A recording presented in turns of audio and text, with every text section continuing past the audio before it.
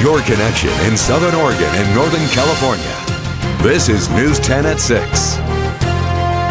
Good evening, I'm Trish Close. I'm Rick Tillery, thanks for joining us. A major drug bust in Klamath County. The number of arrests was so large it forced the jail to open an extra wing. Investigators say the drug raids are linked to a double homicide investigation. That investigation started in October when 2 bodies were found buried on ranch land near Bonanza. Everardo, Mendez-Ceja, and Ricardo Jauregui had been shot.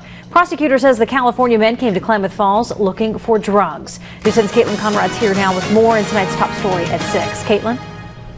Rick, Trish, the investigation into the men's deaths soon became an investigation into a meth ring and the Mexican cartel. Operation Trojan Horse lasted for months as investigators worked to make sure they had enough intel to blow open the cartel's foothold on Klamath County. The news coming as a surprise to neighbors.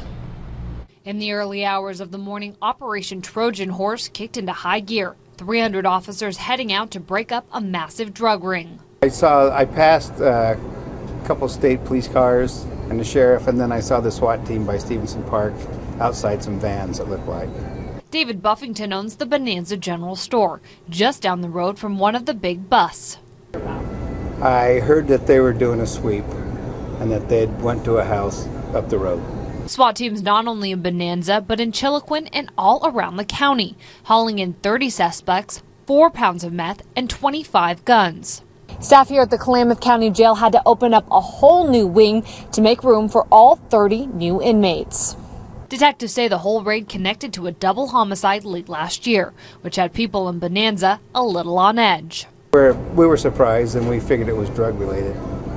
Police say they were right. As they begin investigating the deaths of the 2 California men last fall, they found connections between a Klamath County meth ring and a Mexican drug cartel. All of it kept quiet out in rural parts of the county. I hadn't heard anything until the 2 deaths.